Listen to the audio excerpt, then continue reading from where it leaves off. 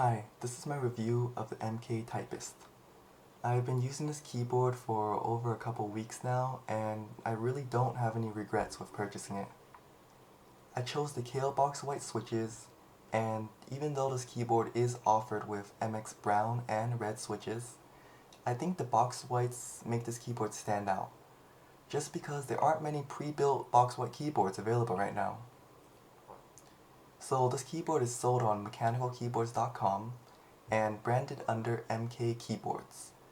But through some research, we can see that this keyboard is manufactured in Taiwan and the manufacturer is Ducky. So I'm going to give a brief review for those interested in purchasing the MK Typist. And let's start by talking about the design. There's not much to say about the design of this keyboard. From the name and appearance of the MK Typist, we can tell it is geared more for professionals than gamers. It's really exceptionally plain.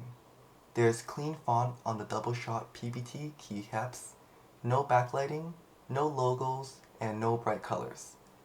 It honestly doesn't look mechanical at all, but there's an appeal to the simplicity, and to the right user, this keyboard really nails it.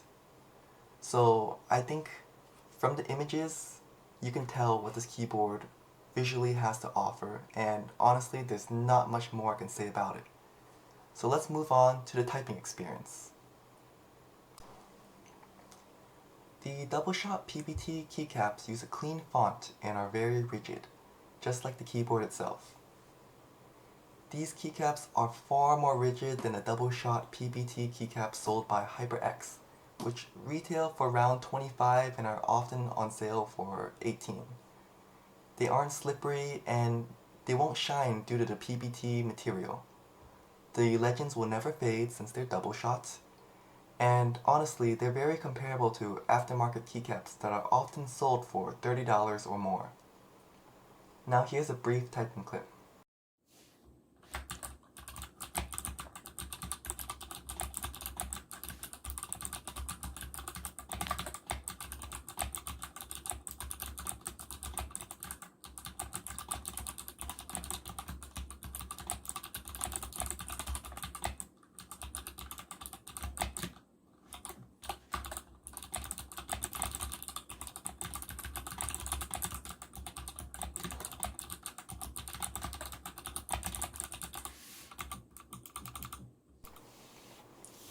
The keys themselves have little to no wobble. And honestly, this is a really big factor when it comes to typing experience, and a huge sign when it comes to the actual quality of the keyboard. The typing experience is great if you enjoy a tactile and audible keyboard.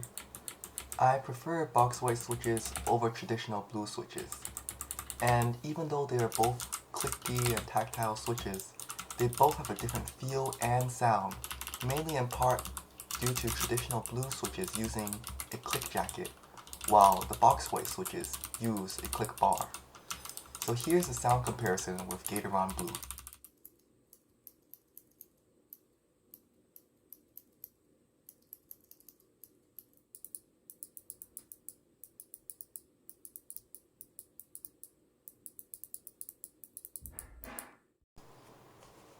One thing to note, keycaps and keyboard housings have a great effect on the actual sound of the keys. So even when you purchase a tester switch, the actual typing sound you're going to get will really depend on a specific keyboard. So the tester Kailh box white switch I bought has a far higher pitch than the actual sound created by the MK Typist. So now here's just a comparison of the sounds.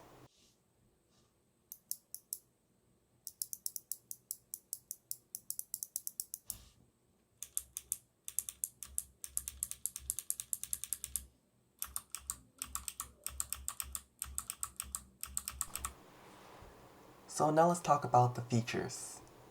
Even though there aren't any dedicated macro keys, you can record macros on most of the keys. This is a slightly complicated process, but it requires no third-party software. There are also dedicated volume keys above the numpad, and as you already know, all the keys are double-shot PBT keycaps. On the back of the keyboard, you'll see DIP switches. These switches allow you to configure different key layouts such as Norman and Workman. Even though this is probably not going to be used by most users, it's a cool addition for those who are using it. The back of the keyboard also has a detachable USB-C cable. The included one isn't braided, but you always have the option to switch that out. And you can also see 2-stage flip-down feet on the back of the keyboard, which allows you to have 2 different heights to angle your keyboard.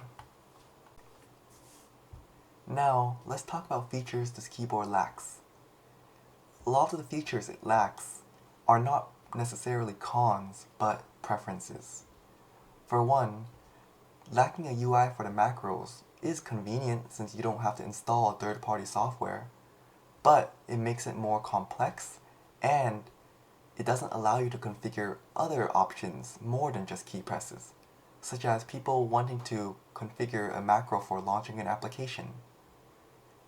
There's also no backlighting, no scroll volume wheel, even though there is a dedicated volume up, down, and mute button. There's no USB pass-through, and there's no included wrist rest. And again, these are not cons for everyone. These are just features that some keyboards at this price point offer, and some even don't. Now, why should you, or why did I purchase this keyboard? For me, I was looking for a quality keyboard using Kailh box white switches. This keyboard delivers with its consistent typing experience, premium feel, and simple aesthetic that I just can't dislike. Now, there are some features that I wish it did have, such as a detachable wrist rest or a braided USB-C cable, but for the most part, these aren't deal breakers to me, and I am still very happy with this keyboard. At this price point, I'm content, and I really hope this review helps with your decision. Thank you.